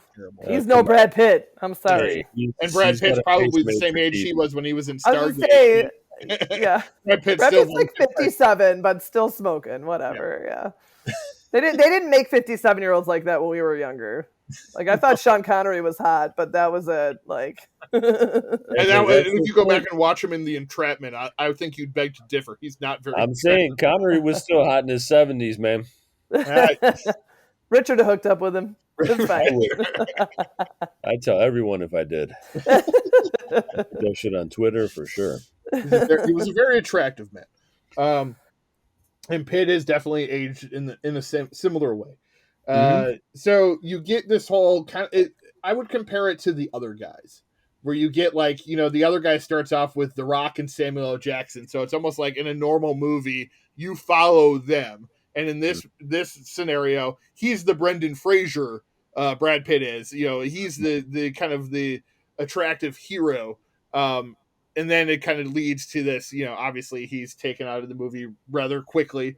And this movie's fresh for me, so I'm still thinking of the moments, and I remember we were watching it, we were like, whoa, like what just happened? What? Yeah. I think I was like this. I was like, oh my God. Yeah, Rebecca was like, did that just happen? I go, yeah, it did. Yep. So then you get basically a buddy comedy romance between Channing Tatum and Sandra Bullock for the rest of the way, which is really funny. There's lots of good moments. They both can do humor very well, which I think people with Channing Tatum until he did the Jump Street movies, no one knew if that was in his wheelhouse. Yeah, it very much is. And Sandra Bullock obviously has been in so many rom-coms, she could handle it very well. In that jumpsuit, that purple shiny jumpsuit. I assumed she was going to change out of it at some point, but I was like, oh, they're sticking with it. It's a character of its own. It's its own character. Sure. It is, yeah. Mm-hmm. And Channing Tatum, from the back acne and the leeches to the there's so many moments in this movie. Go ahead. I think what I love about him in this is that, he's always the hunk, right? He's always really attractive and all this and that. But here we get to see him as being like, he's rather awkward. Like, he doesn't really know how to do anything. Like, he has good intentions, but he's just like every other normal person that would be like, oh, I'm going to do this. And then, oh, I don't know how to do it though. Or, oh, that didn't turn out how I thought it was going to go, or, whatever. So it's funny because, like in that mode, Brad Pitt ends up taking the role of like the hot guy where everything goes right for him. Most part, mostly, but like with Tatum, it's just like he's just kind of falling ass backwards through this and fucking the whole thing up. Well, and it would be like a good again, going back to the Mummy, it would be like if in the first 30 minutes, and this would be a spoiler, if Brendan Fraser died and John Hannah was now your lead actor throughout the rest of the movie, except John Hannah looks like Brendan Fraser. Like, that's the only difference, is he's still a very attractive person. He's just, he can't fight. He's not good. He's not smart, really. Like you said, he's got really good intentions. Because, for every Channing Tatum that's out there that can dance really well, which, my wife, of course, anytime he started to strut his stuff in this movie was like, oh my God. Any of those things, like, there are people that look like him that can't do any of that. And that are just normal dudes who are attractive but dumb, but aren't necessarily bad people. And I think he plays that part really, really well. I like their kind of like romance that flutters throughout the film. And I like the ending too, the wrap up at the end and stuff like that. But yeah, I really did enjoy this movie. So I'll let you guys speak a little bit on what your thoughts were about it. I know you said a little bit of it, but go ahead.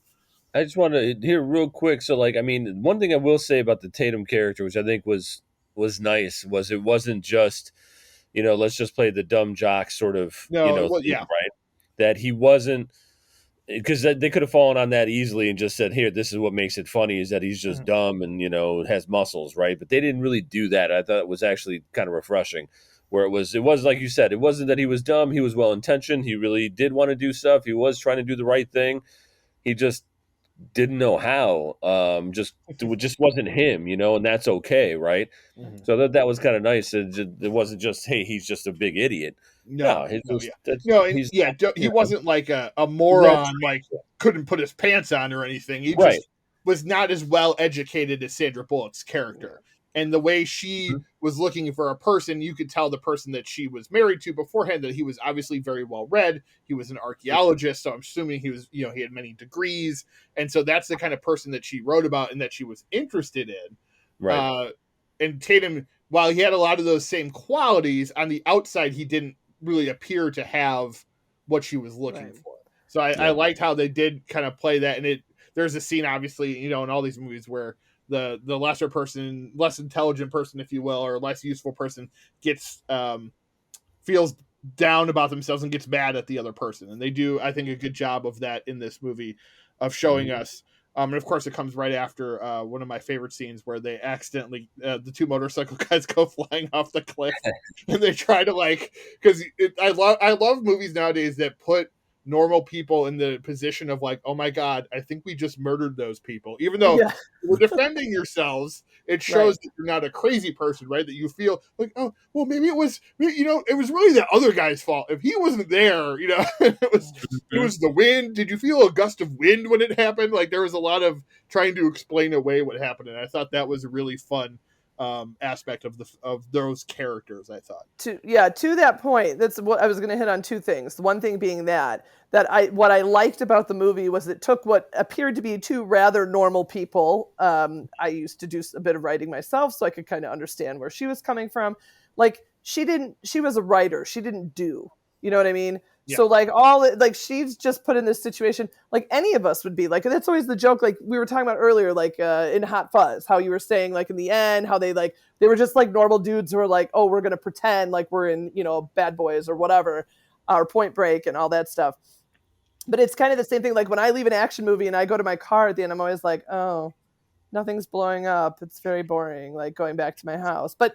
Well, if things were really blowing up, like shit would be crazy and like you wouldn't know what to do. And I think this is like a good example of like normal people being like, okay, so she's being held in here and what are you going to do? And he's like, I don't fucking know. Walk in. I don't like, what do I do here? Like knock on the door, like ask for her back. I don't know. Like I feel like that's a lot of like, we wouldn't know what to do either. Like we're not trained in this. And so I think that's what made it funny is that you did have the person that was sort of trained in it. And then that person was no longer available, and then they just had to fucking figure it out. And so, yeah, that was the funny part. Yeah. But the other thing I would say, as a mature woman myself, I'm not as old as Sandra Bullock, but I did, and I know you said there's other movies where this has happened, but for me to go see like a blockbuster film with big names in it, where the older woman and the younger man end up together, I'm like, cool. Like, so it's like you and your wife, Michael. So, we figured my thunder.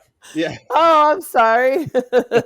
It's the same. I'm a woman. I get to talk about this stuff. It's the same age difference, actually. Oh, okay. I think it's almost exact same too, right? Yeah. Yep. I just appreciated that, like, that was a role reversal from, many other types of things you see where it's usually like Tom Cruise and a 20-year-old, and you're like, all right, whatever. But I wish that that there were more people they would do this to, because it's unfortunate that like it seems like Sandra Bullock is always the one that they get. If you look at because you said the proposal was the same too. Yeah, exactly. I forgot. If you look at like her movies, they always cast someone younger, which is great. I love seeing the reversal of that. I just wish they did that with more actresses. Now you have like Emma Thompson's got a new movie coming out where she's like dating like a 20-year-old.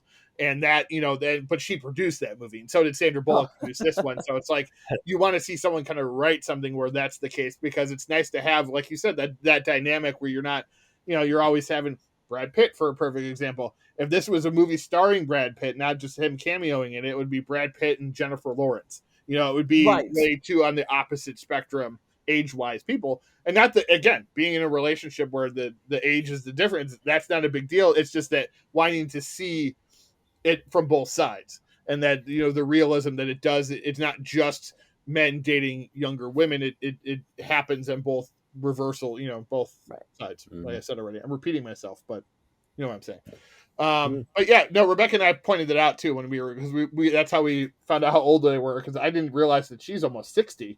Sandra Bullock. I was like, wow, she looked good. I was like, good for you. Her and Brad. I'm like, really, her and Brad Pitt should have been like together because they were like the same age. I know that's not the point, but I want to see this other movie. Well, I was like, good for you, Sandy. Like keeping it tight, I think she cameos in his new Bullet Train. If you've seen the trailer for that, I think she's the voice. There's a trailer, and he's talking to someone, and I think she's the voice on his phone as earpiece. So it sounds just like her. So I was like, I wonder if they work together. And like, we should keep working. So maybe we will eventually get the Brad Pitt, Sandra Bullock late 50s rom-com. Yeah. Shit, at this point, just wait till they're 60 and you have this 60-year-old action rom-com. I'm down for that. Yeah. It's basically what Harrison Ford's been doing the last 30 to 40 years. So yeah, I think we really enjoyed this movie. Richard, did you have any thoughts you want to? I know Carly stole your thunder a little bit, but she did. She totally stole my point. And I did look up too. Yeah, Bullock's 58, and I think Tatum's 44. I Something think like that's that. I think it was actually. I thought it was they were exactly 15 years apart. I thought, but I could be wrong. well, maybe it could be. But either way, yeah, that was one of the things I wanted to talk about too, which I thought I found refreshing as well, is just to have the younger male actor and the Mhm. older female actor.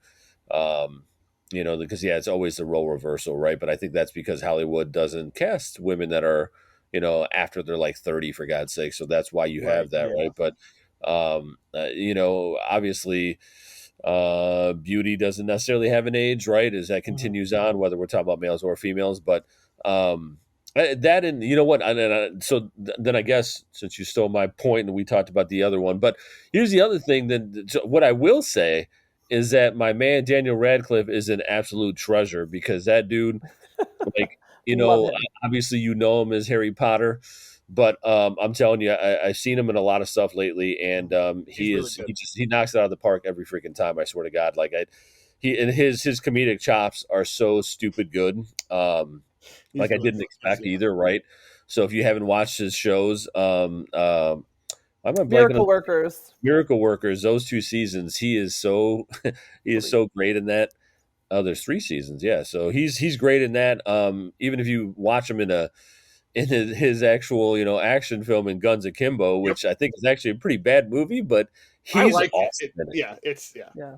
It's He's a great. bad movie, but I like it. Yeah, Oh yeah. it's definitely entertaining. Yeah. Well, I Um, love Samara Weaving too. She's like the horror queen for me right now. So like I love her anytime too. she, anytime she's in something, I'll watch it. But that Guns. She's just in that new rom-com called The I Valet know on we were gonna. Hulu. That was gonna be one that we were gonna talk about, but I feel like Yeah. because we changed things up a little bit this week, I decided not to do that. But I saw because and trust me, I noticed her when I go to Hulu and I see her in the picture. I'm like, oh yeah. I saw it too, and I was like, so we watched the trailer. I don't know, because she looks different for some reason. So It's I her don't know. hair. But either Her hair way, looks very different in this one.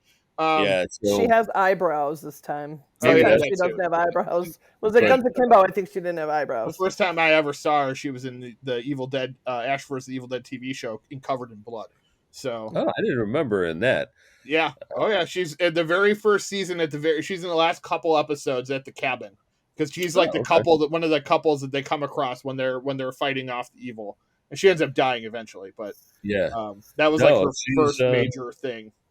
she's great. I really like The Babysitter. If we're going to talk about Oh, also, I like, love I love actually, there's two of those too, and Yep, those actually are really entertaining too. I like those too. Yeah.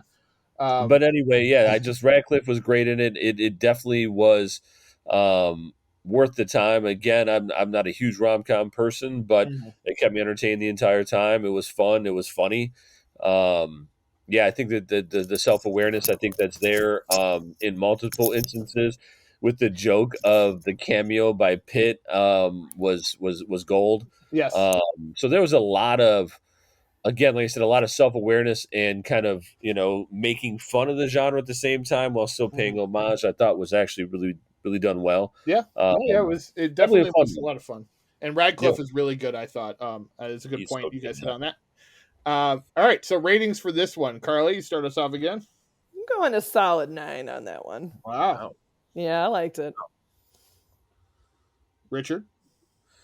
I won't go to a 9. I'll definitely say it's a strong 7. It's definitely good. I think that some of the plot is a little far fetched for me.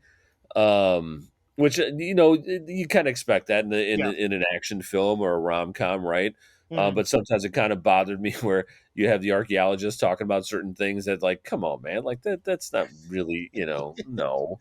But I mean, what, you suspend your belief when you're watching a movie, right? But I think the chemistry between the actors, and I think really good, like I said, comedic performances by everybody, including Pitt, who actually is the badass, but still is so good at still making it funny, which I think Oh, is not an easy thing to do.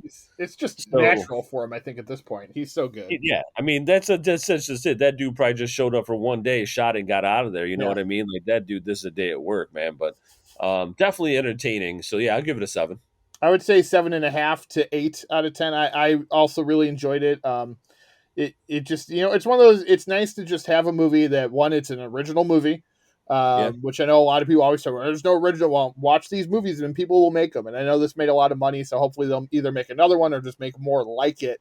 yeah, And it it's just fun. It's when Hollywood's supposed to be fun and entertaining, and that's the kind of movie it is. You're gonna have a good time with it. It's not perfect, like you said, Rich, but it's fun. It's entertaining. Everyone is on their game in the movie. So I definitely recommend it. If you have Paramount Plus, it's on there right now as they do like the 45 days in theaters, and then it goes to Paramount Plus. That's how we watched it. Otherwise, you could still go see it in theaters and stuff. All right. Anything real quick? Anything you guys want to talk about that you've watched recently? I don't know. I'm working my way through like the recent Father Brown season and Of course you are. Death in Paradise season and Agatha Raisin season. So I've got my British mysteries on lock right now. I just finished Sanditon on PBS. Those of you who watched, I know none of you watched it here on this podcast, but anybody out there who's watched it, if you watched the season 1 of Sanditon, do watch season 2. It gives you a little bit better closure than the first one, so at least extends the story. Is there a lot more of a hi, yeah, there was a lot of that going on though too. Yeah, it was very I should go. You better had it was very Eddie Izzard description of British drama for sure. But yeah, that's kind of what I've been doing. Rich, you and Ani, anything you guys been watching? I know you guys like to watch a lot of stuff together. So we've been getting through, and we're behind, but we're getting through season 3 of Creepshow, which actually I'm going to tell you right now, this season really, really good. I've heard it was really good. Yeah, I've heard. I'm way behind. So, dude, I'm telling. So like, the first 2 seasons are good. They give you what you expect, right? But I think that I don't know. I think the writing has tightened up a bit, and I think they've done really, really smart. And funny enough, one of the last episodes we watched actually had a happy ending, which Ani and I kind of looked at each other and like, they don't do this in Creepshow. So they did have one instead of usual everybody dies, right? Yeah. But I've seen a couple of them, man. And actually the last one we watched was really kind of a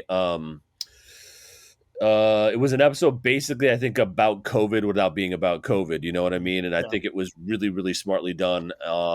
Really enjoyable. So getting through Creepshow, I did. I'm caught up.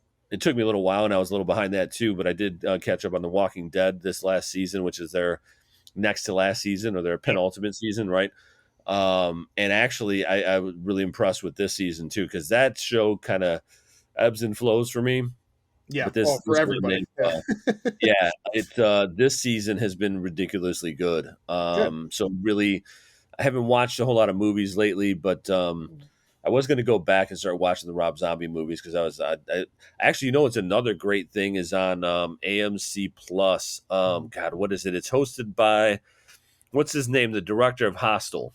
Eli Roth, The Histories of Horror. Yeah. The Histories of Horror, dude. Yeah, so good. If you like horror movies or that kind of thing, man, it is a ridiculously entertaining. Because I have your guys' stuff too. I've noticed you've been watching it. I've seen the first season. I haven't seen the rest of it, but I really liked it. The first season. I love it, man. It's awesome. Just to get to see little bits and pieces, and a lot of the directors themselves talking about them, and it's awesome. The first season, he was doing a movie with George C. Scott called The Changeling, and their haunting episode. And they showed a couple of clips. I'm like, oh, shit, I haven't seen that yet. So I paused it, went and watched the movie, and then came back and watched the rest of the episode. I was like, I need, and it's a great fucking movie. So if you haven't seen Changeling with George C. Scott, it's fantastic. So isn't there an updated one? Is that the old version? That's the ghost version. There's the one with Angelina Jolie that's based on a true story called The Changeling from Clint Eastwood. That's the abduction. Her child goes missing. Yeah, it's 2 completely different movies, but both very good in their own right. Jolie movie was great, but I didn't watch the other one. Yeah, the other one's really, you'll like it, I think. And George C. Scott is fantastic in it. It's a really great ghost story. One of those ones that I think, because it came out when there were so many, it came out in 1980, and there was so much going on, it just got lost in the wayside. Like, no one really talked about it until Shudder and Joe Bob and History, like all that. That's where it kind of got more talked about. Because they did it on Joe Bob. It makes you want to go back and watch them again, because then they had a bunch of stuff from The Thing, which I watched a long time ago, and I was like, "Damn, man! Like, I didn't think about it in that context. I want to go watch it again." I just watched The Thing the end of last year. Again, I'm telling you, it's especially when you talk about horror movies again, pioneering for sure. But like that history of horror is awesome. Yeah. Oh, one more thing, since we were talking about British stuff, and I know it's not British because it's really like New Zealand stuff, but Our Flag Means Death on HBO, we've been going through that, and it's really fucking funny. I hear, It's yeah, quite I great. really need to get on that. I heard it's fantastic. I love Taika, so anything that he's involved Amazing. in, I'm Yeah. sure to be on it at some point. Oh, Worth and it. the other show on God, what the one with Craig? Why am I blanking Robinson. Oh, on? yeah. We're only On, five it's people on in. Peacock. It's Peacock. Killing It. Yeah, Killing that it. one's good. Yeah, We watched the first, like, 3 or you'd 4 appreciate episodes. it. Yeah, you should appreciate it. It's filmed in Florida, so It Oh, is. great! So it's many about great killing things. snakes in the Everglades. Oh, okay. Is it But about it's funny. It is. racist, bigoted assholes? It's funny. Yes, probably that too. So, but it's funny. All right. So this week I finished off watching I'm doing an old movie a week by actor. So I did 4 Sidney Poitier films in a row. I did They Call Me Mr. Tibbs. It was decent. It's weird that the In the Heat of the Night has a sequel, because In the Heat of the Night I feel like it's such an important film that then in 1970 Yeah, it's done. right, exactly, 1970 they're like, you know what, we need a cop film, let's base it on In the Heat of the Night. I'm like, and there's no really talk about racism or anything, it's kind of all just, it's just a cop movie, and I'm like, all right, well, it's still decent, it's just not what I thought it was going to be. We watched Our Father on Netflix, which is about the guy that impregnated. I want to see that. Yeah, it's really good. It'll fucking piss you off though, but it's really good. It's like a limited series, like 3 or 4 episodes or something. No, it's just a movie. It's like, oh, really? Like an hour. It's like an hour and 40-minute movie. Yeah, because I saw the preview. It looks. Yeah, it's really good. Yeah, Rebecca we liked it, but it was hard to watch at times because there is no, like, legally there's just not a lot that they're able to do, so it's really kind of fucked up on how it all went down. For sure. We watched Candy on Hulu, which is the Jessica Biel series about the woman who murdered her friend. It was a 5-episode special series. They did one a night like 2 weeks ago on Hulu. And then because the video game's coming out and I want to play it, Evil Dead, I ran through all the first 4 Evil Dead films. I'm now going back to the series, which I never finished season 3, so I'm going to go and finish the rest of the series. You never finished it? I own it. It's one of those things. I bought it without finishing it. I watched like 4 or 5 episodes of season 3, and then I'm like, But I gotta give you the hot take, though, man. I'm gonna tell you right now that Ash versus Evil Dead is better than all the movies. I'm just gonna say that. I'm sorry. All right. Well, I'll be able to. I just watched all 4 movies, so that series is so ridiculously good. The first 2.5, like I said, I watched most of it. I wanted to rewatch it anyway, so it's a perfect timing just to go back and go through it all. Finish it up. It's great. Yeah, no, I'm gonna check it out. All right, so I'm gonna do news and notes, and then we'll sign off. Let's see. All right, so we'll just run through these. I usually try to rapid fire these. All right, so news: David Tennant and Catherine Tate will return to Doctor Who next year, Carly, for like cameos or whatever. Got my Doctor Who shirt on. Black Mirror season 6 is on the way at Netflix. Big Sky officially renewed for season 3, and Jensen Ackles and Reba McEntire will be series regulars. Ed Skrein from Deadpool replaces Rupert Friend in Zack Snyder's Rebel Moon, which was originally going to be a Star Wars movie. Now it's just his own effed up Zack Snyder movie, which will probably just be like, oh, that was okay. Billy the Kid star Tom Blythe will play a younger President Snow in Hunger Games prequel film. Heartstopper Breakout star Yasmin Finney, a show I've talked to you about, Carly, at least, is joining Doctor Who as Rose. She's a. Did you see who the? Yeah, I saw who. The new Doctor Who is going to be from Sex Education as well. Yeah, I know. Yeah. I was excited. Made me go like, maybe I should finally watch Doctor Who after all these years. Edie Falco to play Pete Davidson's mom on Butt Kiss, which is his new TV show. The Resident, 911 and 911 Lone Star officially renewed at Fox. League of Extraordinary Gentlemen reboot happening at 20th Century Studios / Hulu. Nicholas Sparks has set up 3 new adaptations at Universal. John Watts is now moving away from Marvel to go to do Star Wars, a Star Wars series at Disney Plus that will take place after Return of the Jedi.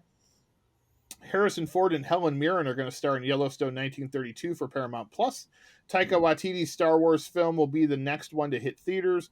Ryan Gosling to star in David Leitch's Fall Guy film based on the 80s TV show. Uma Thurman and her daughter Maya Hawke will star in The Kill Room with Samuel L. Jackson because, of course, he's in everything. Julianne Moore and Sandra Oh to star in Stone Mattress. There's a sidequel series to Yellowstone 1883 that'll be called 1883: The Boss Reeves Story, or Bass Reeves Story. I think I can't read the text here on my phone. It'll star David Oyelowo as the title character. Yellowstone spinoff 6666 moving from Paramount Plus to Paramount TV. It will star the character Jimmy from the original Yellowstone TV show.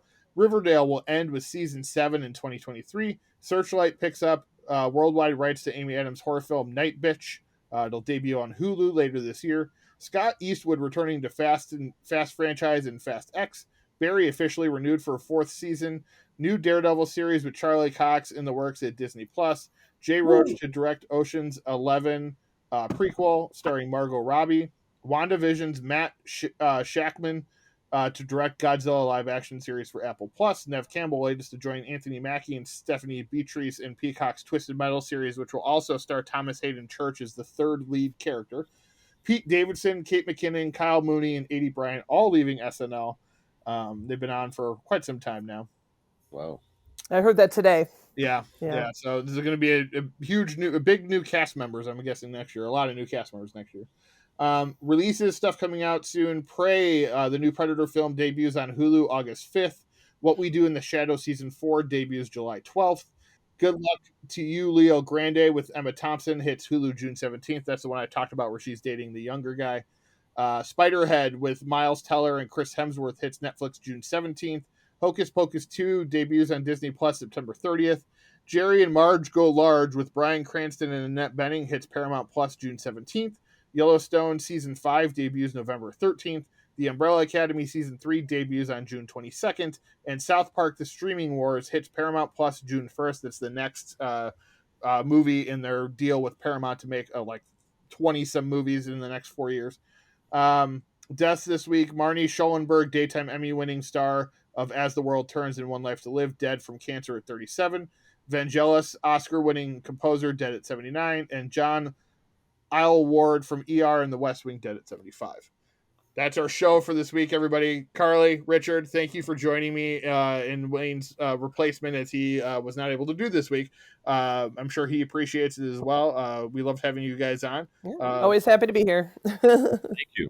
Thank you. Hi, right. Wayne. All right, everybody. That's another episode of Now Showing with Mike and Wayne. Ronald Reagan, the actor? Hasta la vista, baby. Hey, everybody, we're all gonna get laid.